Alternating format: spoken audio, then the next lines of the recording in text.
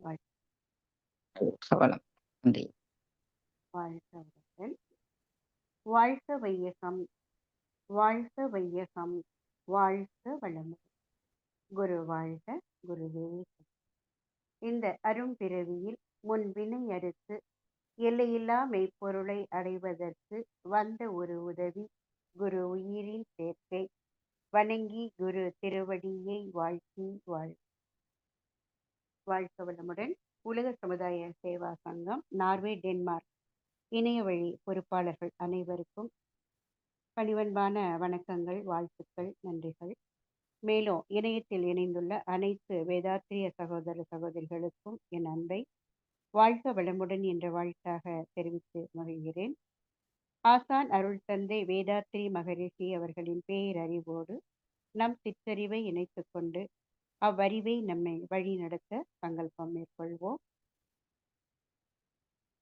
இன்றைய இந்த நிகழ்வில் வரவேற்புரை நிகழ்த்தி வழிநடத்தி கொண்டிருக்கும் அருள்நிதி சுகந்தி அம்மா அவர்களுக்கும், ஆழமான தவத்தை அருமையாக நடத்தி கொடுத்த அருள்நிதி நகுலேஷ் ஐயா அவர்களுக்கும், நன்றி உரை வாழ்த்துறை கூற இருக்கும் அருள்நிதி புவனா அம்மா அவர்களுக்கும், உலக நல வாழ்த்து பாட இருக்கும் பகீரதி அம்மா அவர்களுக்கும் எனது அன்பை வாழ்க வளமுடன் என்ற வாழ்த்தாக தெரிவித்து மகிழ்கிறேன். வாழ்க வளமுடன். இன்றைய சிந்தனைக்கு அருள் தந்தையுடைய ஒரு கவி எடுத்திருக்கிறோம். உலகம் சுற்றி வாழ சாதனங்கள். உலகம் சுற்றி வாழ சாதனங்கள்னா வழிகள். உலகத்தை சுற்றி வருவதற்கு என்ன மாதிரியான வழிகளை கடைபிடிக்கணும் அப்படிங்கிறத பார்க்க இருக்கிறோம். ஒவ்வொரு வாரமும் புதன்கிழமை அருள் தந்தை அவருடைய கவியை எடுத்துக்கொண்டு அதனுடைய விளக்கத்தை பார்த்து வருகிறோம். உலக சமாதான நூல்களில் உள்ள கவிகளை முதுநிலை பேராசிரியர் ஜெயந்தி அம்மா மூலம் தெரிந்து கொண்டு தெளிந்தும் வருகிறோம். இந்த உலக சமாதானம் அப்படிங்கிற இந்த நூல் நமது உலக சமுதாய சேவா சங்கத்துடைய வேத நூல் என்றே கூறலாம். சாமிஜி அவர்கள் எழுதிய முதல் நூலும் உலக சமாதானம் தான். ஓர் உலக ஆட்சியின் கீழே உலகம் எல்லாம் ஒன்றுபட்டு இன்பமா அமைதியா வாழ்வதற்கான திட்டங்கள் அடங்கிய அரிய ஒரு பெரிய நூல். நமது குருவினுடைய குருவாகிய ஞானவள்ளல் பரஞ்சோதி மகான் அவர்களுடைய தலைமையில 1957 வருடம் ஏப்ரல் மாதம் 21ஆவது தேதி வெளியிடப்பட்ட நூல் தான் இந்த உலக சமாதான நூல்.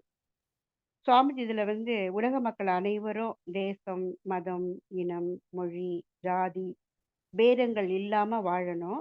அவங்க வயதுக்கு ஏற்பவும் தேவைகளுக்கு ஏற்பவும் உணவு, உடை, இடம், கல்வி, தொழில், வாழ்க்கை துணை இவைகளை எல்லாம் பெற்று வாழும் திறமை அறிந்து கூட்டுறவாக ஒரே குடும்பத்தை போல அன்போடும் பண்போடும் கடமை உணர்ந்து கடமை செய்து வாழ வேண்டும் அப்படின்னு சொல்றாங்க.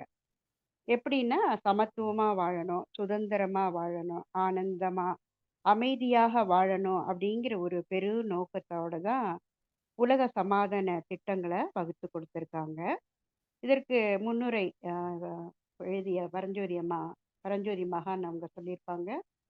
மனிதர்களுடைய அவசியமான வாழ்க்கை தேவைகளை எடுத்து காட்டி அந்த தேவைகளை கூட்டுறவால உற்பத்தி செய்து நிறைவி அனுபவித்து ஒற்றுமையாக வாழ வேண்டிய முறைகளையும் அவசியத்தையும் ஆராய்ச்சியுடனும் துணிவுடனும் என்னுடைய சீடர் ஜி.வி. வேதாத்திரி எழுதியிருக்காங்க அப்படின்னு சொல்றாங்க. மேலும் அதுல அவங்க பரஞ்சோதி மகான் நல்ல எண்ணத்தோடு பொது நலத்திற்கு வேண்டிய வேகமா சொல்ற கருத்துக்கள் யாவும் சில சூழ்நிலைக்கு பொருந்தாம இருந்தாலும் பின்னாடி அது காலத்தால ஏற்றுக்கொள்ளப்படும், ஆதரிக்கக்கூடியதாக இருக்கும் அப்படின்னும் சொல்லியிருக்காங்க. ஸோ அந்த அளவில் நம்ம சுவாமிஜி அதில் மேலும் சொல்லுவாங்க முன்னுரையில், முன்னோர்களுடைய சில கவிகளை படித்து பாடி பழகிய என்னுடைய நினைவில் இந்த உலக சமாதான திட்டங்கள் அந்த கருத்துக்கள் எல்லாம் கவிகளாக உருப்பெற்றன. அதை அப்படியே எழுதி வச்சேன், அதை தான் வெளியிட்டிருக்கிறேன் அப்படின்னும் அந்த நூலில் முன்னுரையில் சொல்லியிருப்பாங்க. அந்த கவிகளை தான் நம்ம சிந்தித்து வர்றோம். மொத்தம் 200 கவிகள். முதல் பாகம் ஆராய்ச்சிங்கிற தலைப்புல 56 பாடல்கள் இருக்கும். 2வது பாகத்துல திட்டங்கள் அப்படிங்கிறதுல 144 கவிதைகள் இருக்கும். இந்த 2வது பாக கவிகள தான் அண்மை காலமாக அம்மா ஜெயந்தி அம்மா அவர்கள் மூலமா நம்ம பார்த்து வர்றோம். இன்னைக்கு நம்ம பார்க்குற கவி வந்து உலக சமாதான நூல்ல 11வது கவி 3:1 உலகம் சுற்றி வாழ சாதனங்கள் அப்படிங்கிறது. ஸோ இந்த திட்டத்தையும் சுவாமிஜி என்ன பண்ணியிருப்பாங்க, 2 பிரிவுகளா ஆக்கி ஆரம்ப திட்டத்த வந்து முதல்ல 50 ஆண்டுகள்லயும், இறுதி திட்டத்த அடுத்த 100 ஆண்டுகள்லயும் நிறைவேத்தணும் அப்படின்னு சொல்லியிருப்பாங்க. ஏன்னா, உலக சமாதானம் வர 150 ஆண்டுகள் ஆகும்ன்னு சொல்லி கணித்து சொல்லியிருப்பாங்க. ஸோ, அப்படி 150 ஆண்டு காலத்துக்கு அப்புறம் வரக்கூடிய அந்த உலக சமாதானத்துக்கு இப்போதே இப்படி திட்டம் தீட்டணுமா? அப்படிங்கிற ஒரு கேள்வி எழலாம். இப்போ ஒரு மரம் வைக்கிறோம். வளர்ந்து பயன் தர்றதுக்கு பல ஆண்டுகள் ஆகும். அதுக்குள்ள நம்ம காலமே கூட முடிஞ்சிரும். ஆனாலும் என்ன செய்வோம்? நம்முடைய சந்ததியினர் அந்த மரத்தினால பயனடைவார்கள். அப்படிங்கிறதுக்காக தான் மரம் நடுறோம். அதே மாரி சொத்து சேர்க்கறது, வீடு கட்டுறது எல்லாமே அப்படிதான். ஏன்னா வருங்கால சந்ததியினர் நல்லா இருக்கணுங்கிற பெருநோக்கத்தோட. அதே மாரி தான் வருங்கால சந்ததியினர் அமைதியா, ஒற்றுமையா, கூட்டுறவோட வாழ வழிகாட்டுற திட்டத்த தான் சுவாமிஜி உலக சமாதான திட்டங்களா கொடுத்திருக்காங்க. காலத்தால நிறைவேறக்கூடிய திட்டங்கள் தான். இப்ப இதுல நம்ம பார்க்கக்கூடிய இந்த முதல் கவிய பார்க்கறதுக்கு முன்னாடி, அதாவது 111வது கவிய பார்க்கறதுக்கு முன்னாடி, கவின்னா எப்படி இருக்கணும் அப்படின்னு சுவாமிஜி ஒரு இலக்கணம், ஒரு வரையறை சொல்றாங்க. எப்படின்னா, அது என்ன அப்படின்னா, கவி என்றால் இசைத்தற்கு ஒலி முகப்பு, கருத்துயர்வு ஒழுங்காக அமைய வேண்டும். அதாவது கவின்னு சொன்னா, அத இசைக்கிறதுக்கு தான் பாடுறதுக்கு. ஒலி முகப்பு, அந்த ஒலி அமைப்பு, சொற்கள் அமைந்திருக்கிற விதம், அதே மாரி கருத்து உயர்வு. அந்த சொற்கள சொல்லும்போது, அதுல அந்த கருத்து உயர்வா ஒழுங்கா அமைய வேண்டும். அதே மாரி கவி என்றால், கற்போர்கள் கருத்து உயர்த்து கண்ணியமாய் வாழ வழி காட்ட வேண்டும். கவி எப்படி இருக்கணும்? யாரு அத படிக்கிறாங்களோ, அந்த படிக்கிறவங்களுடைய கருத்த உயர்த்தணும். அதே மாரி அவங்க கண்ணியமா வாழ வழி காட்டணும். அப்படி இருக்கிறது தான் கவி அப்படின்னு சொல்லி சொல்லுவாங்க. சாமிஜியுடைய எல்லா கவிகளும் அப்படிதான் அமைஞ்சிருக்கு. இப்போ உலக சமாதான கவிகள் எல்லாமே ஒரு தொலைநோக்கு பார்வையில தான் ஆ, உலக அமைதிக்கான திட்டங்கள தரக்கூடிய கவிகளாக அமைஞ்சது. ஸோ இந்த கவிகள படித்து பார்ப்போம். சுவாமிஜியோடைய நண்பர்கள்லாம் என்ன கேட்பாங்களாம், "எப்படி இப்படி எழுதுறாரு?" அப்படின்னு வியப்படைவாங்களாம். ஸோ அந்த வியப்புக்கு கூட சாமிஜி ஒரு கவி மூலமே பதில் சொல்றாங்க. "ஆன்ம நிலை அறிந்து அந்நாள் தொட்டு என் அனுபவங்கள் கருத்தாகி கவியாய் பொங்கி, பேன் பிடித்த தலை நமைக்கும் போல் ஒரு வேகம் பிறக்கும், தூண்டும், பேச்சாய், எழுத்தாய் மாறும்." அப்படின்னு சொல்றாங்க.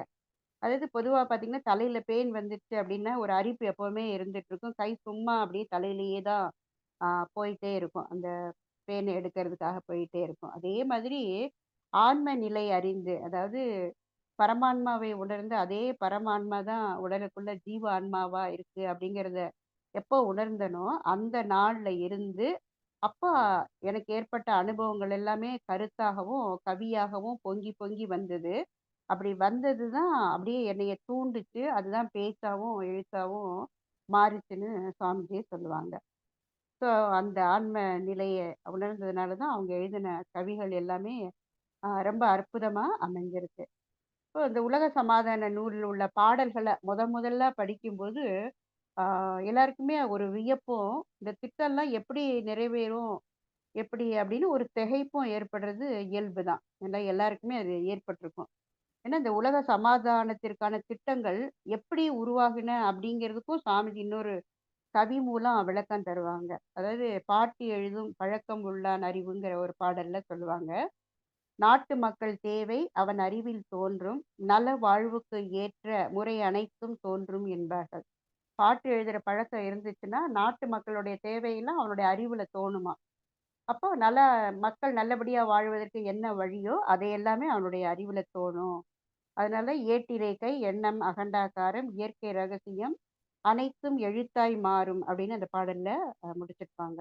அப்படி வந்தவை தான் உலக சமாதான திட்டங்களும், அதனுடைய கவிகளும். இதுல 4 பெரிய திட்டங்கள சுவாமிஜி அந்த முன்னுரையில சொல்லியிருப்பாங்க. ஒண்ணு உலக பொது ஆட்சி.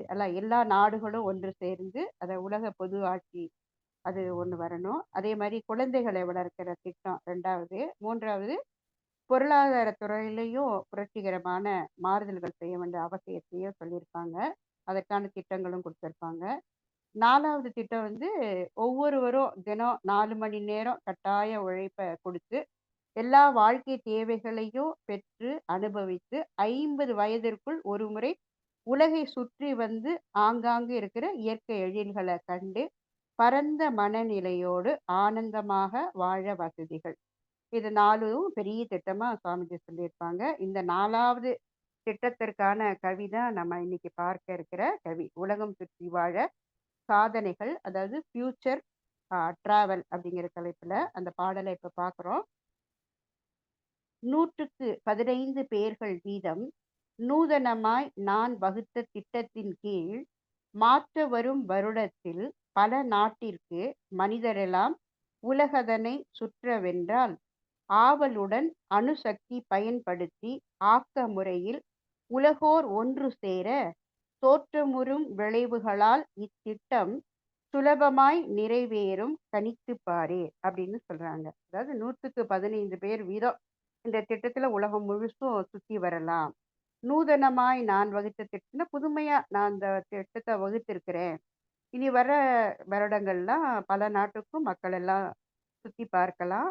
அதே மாதிரி அணுசக்தியை பயன்படுத்தி ஆக்க முறையில எல்லாருமே ஒன்று சேர்ந்து உலக சுத்தி வருவதற்கான வாய்ப்பு இந்த திட்டத்தின் மூலம் நிறைவேறும் அப்படின்னு சொல்லியிருப்பாங்க. ஸோ இந்த திட்டம் படிப்படியா அமலுக்கு கொண்டு வரலாம் அப்படின்னு சொல்லுவாங்க. ஏன்னா இதுல கொடுத்திருக்கிற பொருள் சுவாமிஜி என்ன கொடுத்திருக்காங்கன்னா, புதுசா நான் வகுத்திருக்கிற இந்த திட்டத்துல உலக மக்கள் எல்லோருமே 20 வயதுக்குள்ள 5 வருடத்துக்கு ஒரு நாடாவும், 20 வயதுக்கு மேல 10 வருஷத்திற்கு ஒரு நாடாகவும் உலகில் உள்ள எல்லா நாடுகளையும் சுற்றி வந்து கொண்டே வாழலாம். அப்படி அப்படி வரும்போது வருடம் ஒண்ணுக்கு மொத்த ஜனத்தொகையில ஏறக்குறைய 100க்கு 15 பேர் மட்டும் குழந்தைகள் 8 பேரு, பெரியோர்கள் 7 பேர். ஆக மொத்தம் 15 பேர் வீதம் தேசம் விட்டு தேசம் போகலாம். உலக மக்கள் எல்லாரும் ஒன்று சேர்ந்து அணுசக்திய ஆக்க முறையில பயன்படுத்தினா, அதுல விளையிற விளைவை கொண்டு இந்த திட்டத்த சுலபமா சுலபமா நிறைவேறும். அதுவரையிலும் படிப்படியா இத அமலுக்கு கொண்டு வரலாம் அப்படின்னு சொல்லுவாங்க. ஸோ இந்த திட்டம் நிறைவேறதுக்கு முன்னாடி அ முதல்ல 2 கவிகள நம்ம பார்க்க இருக்கிறோம். இந்த உலக சுற்று வாய்ப்பு, அதாவது வேர்ல்டு டூர்ன்னு கூடியத பத்தியும் சுவாமிஜி ஒரு பாடல்ல சொல்றாங்க. சதிபதிகள் ஆகிய பின் தொழில்கள் ஏற்று சர்வ தேசங்களிலும் மாறி மாறி அதிலும் ஆண்டு 10 வீதமாக அங்குள்ள இயற்கை வளம், வெப்பத்தட்பம், நதி, மலைகள், விளைபொருட்கள், வாழ்க்கை இன்பம் இவற்றையெல்லாம் நன்றாக அனுபவித்து உலகை சுற்றி எதிலும் மனக்குறையின்றி இயற்கை இன்பம் எல்லோரும் அனுபவிக்க முறை வகுப்போம் அப்படின்னு சொல்லுவாங்க. பொதுவா எல்லாருக்குமே பயணம் போறது அப்படிங்கிறது பிடிக்கும். அதாவது ஊர் சுத்தி பார்க்கறதுக்கு ரொம்பவுமே பிடிக்கும். அதுவும் உலகத்தை சுத்தி பார்க்கறனா வேர்ல்டு டூர் உலக பயணம். அது அப்படின்னாக்க கேட்கவே வேண்டாம். ஸோ ரொம்பவே பிடிக்கும். ஏன்னா பலவிதமான மக்களை சந்திக்கலாம். அவங்க நாட்டு பண்பாடு, அதோட இயற்கை வளம், உணவு பழக்கவழக்கம் இதையெல்லாம் தெரிந்து கொள்ள வேண்டும் அப்படிங்கிற ஒரு ஆவல் எல்லாருக்குமே இருக்கும். அது ஒரு ஆவலாவும் இருக்கலாம், ஒரு குறிக்கோளாவும் இருக்கலாம், லட்சியமாவோ கூட எது வேண்டுமானா கூட இருக்கலாம். சுவாமிஜி கூறுற மாதிரி இந்த ஓர் உலக ஆட்சி அமைந்ததுன்னா, பொருளாதார சமத்துவம் ஏற்பட்டுரும். சமூகமும் வளமையா இருக்கும். அதான் திருமணத்திற்கு பின்னாடி இப்பல்லாம் ஹனிமூன் போறோம் இல்லைங்களா? அது மாதிரி வெளி மாநிலம், வெளிநாடு போற மாதிரி தம்பதிகள் அடுத்த தேசத்துக்கு போயி, அங்கு 1 வருடமோ, இல்ல அதுக்கு மேலேயோ அங்கேயே இருந்து அவங்களுடைய தொழில அதாவது வேலையெல்லாம் செய்யலாம். இந்த முறையில உலகத்தோட இயற்கை அழக ரசிக்கலாம். அந்த தேசத்தினுடைய கலாச்சாரம், பண்பாட்டையும் தெரிந்து கொள்ளலாம் அப்படின்னு சொல்றாங்க. ஓர் உலக ஆட்சி அமைவதற்கு முன்பே சுவாமிஜி கூறும் இந்த உலகம் சுற்றும் வாய்ப்பு இப்போ ஆ நெறைய பேருக்கு கிடைச்சிருக்குது. அடுத்தடுத்த நாடுகளுக்கும் பணி நிமித்தம் செல்றாங்க. அங்கேயே தங்கி இருக்கிறவங்க இருக்கிறாங்க. சில ஆண்டுகள் பணி செஞ்சுட்டு திரும்பி வரவங்களும் இருக்கிறாங்க. எப்படி பூமி சூரியனை சுத்தி கொண்டே இருக்குதோ, அதே போல மனிதர்களும் பூமியை சுற்றி கொண்டே வாழ்வார்கள். அந்த உலகம் சுற்றும் வாய்ப்பு கிடைக்கணும் அப்படின்னு சுவாமிஜி சொல்றாங்க. ஒரு பரந்த நோக்கோட. அதே மாரி அந்த உலகத்த சுற்றும் திட்டம் இருக்கு. திட்டம் அது ரொம்பவும் எளிதுதான் அப்படின்னு சொல்றாங்க. உலகம் சுற்றும் திட்டமோ எளிதேன்னு சொல்றாங்க. அதுக்கும் அந்த பாடல்ல சொல்றாங்க சுவாமிஜி, "துணுக்குற்று மலைக்காதீர், உலகை மக்கள் சுற்றி வரும் திட்டத்தை நினைத்துக் கொண்டு" இது மலைக்காதீங்க அப்படின்னு சொல்றாங்க. உலகத்த மக்கள் எல்லாரும் சுத்தி வர முடியுமா அப்படின்னு திகைக்காதீங்க. அதுக்கு பணம் ஒழித்து உலக பொது ஆட்சியின் கீழ் பாச பந்தம் அற்ற பெருவாழ்வு கண்டால் நுணுக்கமுடன் கணக்கிட நம் வாழ்க்கை தேவை 100க்கு 30 பேர் உழைப்பால் கிட்டும். அணுசக்தியால் வேக வாகனங்கள் அதிகரித்து படிப்படியாய் அமுலில் கொள்வோம் அப்படின்னு சொல்லுவாங்க. உலகுல பிறக்கிற எல்லாருமே உலக சுற்றி வர வாய்ப்பு இருக்க வேண்டும் அப்படிங்கிற என்னுடைய திட்டத்த பார்த்து, அது ஆகுமான்னு சொல்லி நீங்க எல்லாம் மலைக்க வேண்டாம். அதுக்கு என்ன பண்ணணும்னா, பணம் அப்படிங்கிற அவசியமற்ற பண்டத்த ஒழிச்சிரணும்.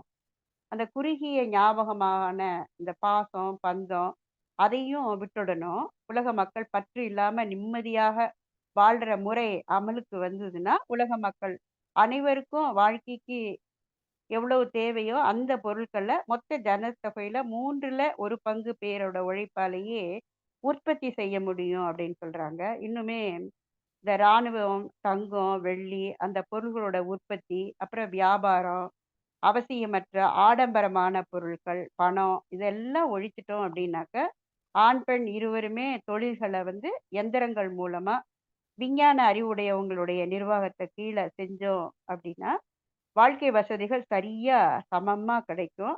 அப்படி கிடைக்கிறதுக்கு ஒரு சில பகுதியோருடைய உழைப்பே போதுமானது அப்படின்னு சொல்றாங்க. இத ஞாபகத்துல வச்சுட்டு ஆழ்ந்து சிந்தித்து பாருங்க. இன்று உலகுல பெரும்பாலான மனிதர்களுடைய சக்தி எந்த அளவுல வீண் விரயமாகுது அப்படின்னு தெரியும் அப்படின்னு சொல்றாங்க. இப்போ உலகத்தை எல்லாருமே சுற்றி வரலாம். அதுக்கு என்ன செய்யணும் அப்படிங்கிறதையும் சொன்னாங்க. பணத்த ஒழிக்கிறது, பந்தபாசம் நீக்கிறது, ப பற்றற்று இருக்கிறது, நிம்மதியா வாழ்ற முறையெல்லாம் வரணும். அப்படி இருந்தாக்க எல்லாருடைய தேவைகளையும் மொத்த ஜனத்தொகையில 3ல 1 பங்கு பேர் உழைத்தாலே போதும். அத உற்பத்தி செய்து எல்லாரையுமே அனுபவித்துக் கொள்ளலாம் அப்படின்னு சொல்றாங்க. அது மாரி அணுசக்தி, மின்சார சக்தி இத கொண்டு இந்த வேகமா செல்லக்கூடிய விமானங்கள், கப்பல்கள் இதெல்லாம் அதிகரித்து படிப்படியா அந்த ம உலக சுற்றுப்பயணம் செய்வது சிரமமா இருக்காது அப்படின்னு சொல்லி அந்த கவியிலேயே சொல்றாங்க. இப்பதான் நம்ம கடைசியா தான் நம்மளுடைய இன்னைக்கு பார்க்க இருக்கிற கவி, இந்த உலகம் சுற்றி வாழ சாதனங்கள் சுவாமி சொல்ற அந்த இத பார்க்கிறோம். 100க்கு 15 பேர் வீதம் நூதனமாய் நான் வகுத்த திட்டத்தின் கீழ் இனி வர்ற காலத்துல பல நாட்டுக்கும் மனிதர்கள் உலகத்தை சுத்தி வரலாம். அதுக்கு ஆற்றலோட அணுசக்திய பயன்படுத்தி எல்லாரும் ஒண்ணு சேர்ந்து அதுல கிடைக்கிற விளைவுகளால இந்த திட்டம் வந்து உலகத்தை சுத்தி பார்க்குற அந்த திட்டம் சுலபமா நிறைவேறும் அப்படின்னு சொல்லி சாமி சொல்றாங்க. இப்ப ஓர் உலக ஆட்சியில வந்து ஒவ்வொரு குடிமகனுக்கும் இந்த உலகத்தை சுற்றி வர வாய்ப்பு கிடைக்கும். அதே மாதிரி தொழில்நுட்பத்தினால் தொழில்நுட்பம் முன்னேறி வர்றதுனால எல்லா விதமான போக்குவரத்து சாதனங்கள் மூலம் குறைந்தபட்சம் 15% மக்களாவது எளிதாக உலக சுற்றி வரலாம். அப்படி அமைஞ்சதுன்னா உலக அமைதி ஓர் உலக ஆட்சி படிப்படியா நமக்கு கைகூடும் அப்படின்னு சொல்லி சொல்றாங்க. இப்போவும் பார்த்தா நம்ம குடும்பங்கள்ல நமது பிள்ளைகள் எல்லாம் வெளிநாட்டுல வேலைக்கு போய் அங்க தங்கி இருக்கும்போது நாம எல்லாமே போயிட்டு வரோம். அந்த உலகம் வந்து அவங்க இருக்கிற நாட்டுல இருக்கிற இயற்கை காட்சி, எழில்கள், அழகு, மக்களுடைய அந்த பண்பாடு, கலாச்சாரம் இதெல்லாமே தெரிஞ்சு வரோம். ஸோ இது வந்து உலகம் வந்து ஒரு குடை கீழ வர வேண்டும். உலக மக்கள் எல்லோரும் ஒற்றுமையா, கூட்டுறவோட வாழணும் அப்படிங்கிற அந்த உயர்ந்த நோக்கத்த சுவாமிஜி இந்த பாடல்கள்ல பதிவு செஞ்சிருக்கிறாங்க. ஸோ எத்தனையோ தொலைநோக்கு பார்வையோட சுவாமிஜி கொடுத்த திட்டங்கள் எல்லாம் கால கால நிறைவேறும். அத நம்முடைய வருங்கால சந்ததியினர்கள் நிச்சயமாக அனுபவிப்பார்கள் என்று கூறிக்கொண்டு, இந்த அருமையான வாய்ப்பினை கொடுத்த ரேவதி சிவகுமார் அம்மா அவர்களுக்கு எனது அன்பை, நன்றியை வாழ்க வளமுடன் என்ற வாழ்த்தாக தெரிவித்து நிறைவு செய்கிறேன். வாழ்க வளமுடன். வையமெல்லாம் வாழட்டும், வாழ்க்கை வளம் காத்தினிதாய் வளரட்டும் மெய்யறிவு, வாழ்க்கை இன்பம் துய்த்ததிலே உய்ய மெய்ப்பொருள் நாட்டம் உலகெங்கும் மக்களிடம் ஓங்குக நம்மெல்லாம் நம் உள்ளமெல்லாம் வாழ்க வளமுடன். நன்றி.